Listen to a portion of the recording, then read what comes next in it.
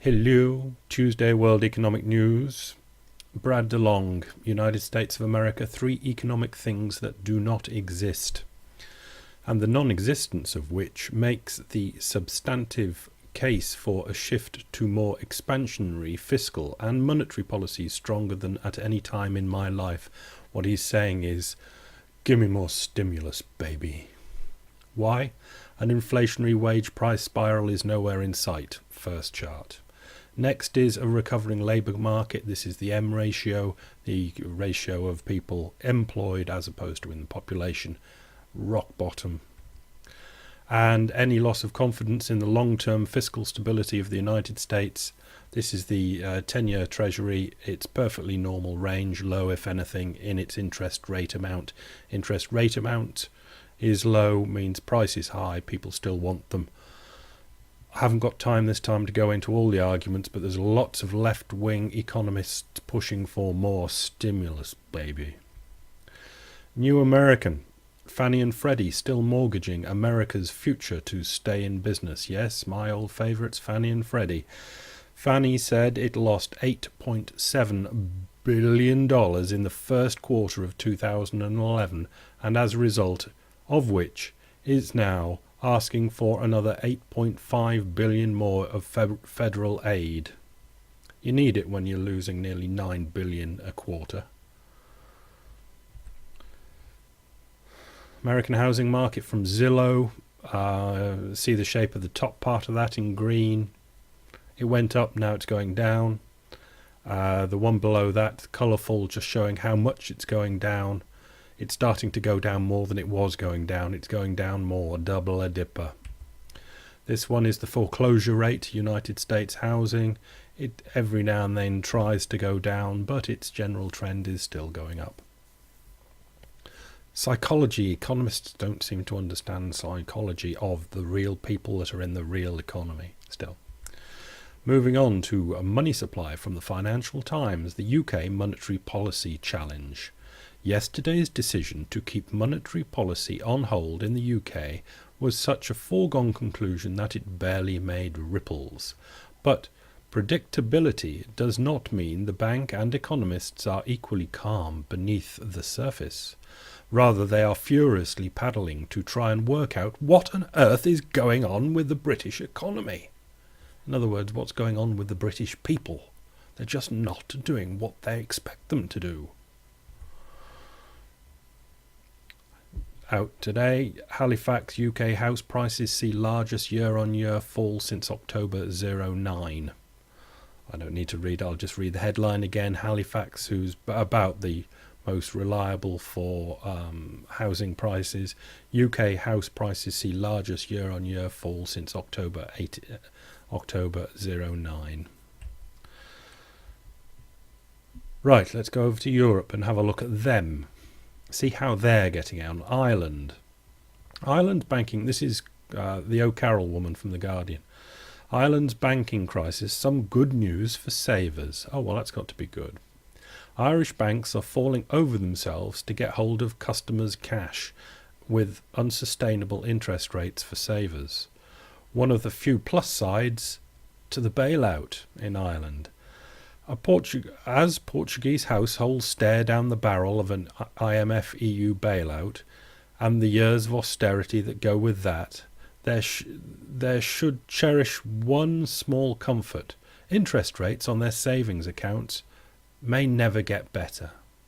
In Ireland, bailed out banks are so desperate to get hold of consumers' cash to counter the flight of capital, bank runs, and build up some reserves, they are offering super attractive savings rates of up to 6%. Interest rates that even its own executives say are unsustainable. Financial Times, Alphaville, playing collateral games in the Portugal bailout. Just pull this out. There's a lot going on in Europe at the moment. This was from earlier in the article. It's worth noting that the same trick hasn't done much for Greece either. I won't go into explaining that. It was all rather complicated, but you can follow the link. This is the basis of it. The ECB, as we know, is walking a fine line between raising interest rates and maintaining full liquidity provision for the troubled Eurozone peripheral banks, the so-called separation principle approach. What the ECB is trying to do is put rates up here for Germany and people that need it, Germany, and give lots and lots of liquidity to the other people that don't need it. That's the idea. But it's too complicated for ideas like that. This is interesting from Yanis Varoufakis, who's, if you want to know about Greece, he's not the go-to, but he's a good go-to. On the true agenda behind Der Spiegel's story that Greece is thinking of exiting the euro. You remember on Friday evening, the fuss that was caused?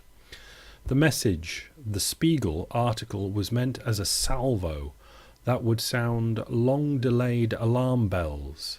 It was intended to raise a small storm of panic as a means of reminding Mrs. Merkel that the crisis so far is akin to a tea party when compared to that which will follow if she continues to live in lies and to deny basic truths. I'd love to go into this for about half an hour, but I'm not going to.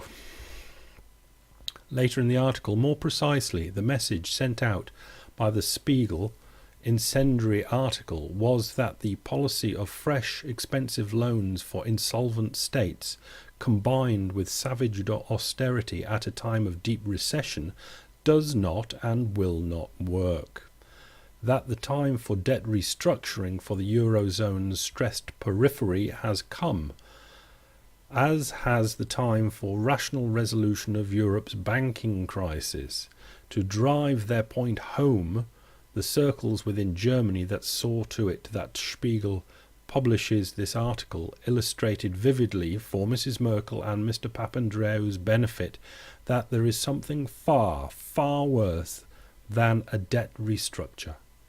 The commencement of successive elimination of countries from the Eurozone that will give rise to magnificent levels of speculation in the money markets as to whom comes next and when. What he's basically pushing is, we're going to restructure. The money that we borrowed a year ago, you're not going to get it back. But things could be worse. Alphaville, kicking the Greek debt can down the road further down the road. A couple of lines only from this. The FT reckons European officials are preparing to revamp Greece's bailout package that was done a year ago. Not by tackling anything head on, you understand, but by bunging the country some more cash to meet the debt repayments for 2012 and 13. I think this will be bad. The people will not like it. They didn't understand last time when they got this bailout, which was the government borrowing lots of more money. But now they'll understand that the government can't pay that money back. And then so blatantly and obviously, if they do try this, then to borrow more money so they can pay it back, I don't think even the stupidest peasant would be fooled by this. In fact, it probably was the stupidest peasant that wasn't fooled the first time. Business Insider, refresher, here's who gets slammed if Greece restructures. Now, I won't put all these up. This is just for my aid memoir. So you'll just get one link for this and you can read them yourself, but you'll get the idea when I read through them. Refresher, here's who gets slammed if Greece restructures. It's not a complete list, but it gets there. Japanese banks hold $500 million in Greek debt. What were they doing? What were the Japanese lending the Greeks $500 million for worth of debt for? And paying their debt. Spanish banks $600 million. US banks $1.8 billion. What was Wall Street thinking of? Italian banks $2.6 billion. UK banks $3.2 billion. French banks $19.8 billion. They're among the chief negotiators with German banks $26.3 billion. That's what makes it all so very difficult, and what Varoufakis was talking about, of restructuring the banks as well. It won't get done. It's too big a problem for mere human brains. But that's German banks holding 26.3 billion. Greek banks probably hold just over 50 billion, and they have pushed off well over 100 billion to the ECB. Very tricky. So let's leave it there and see you tomorrow.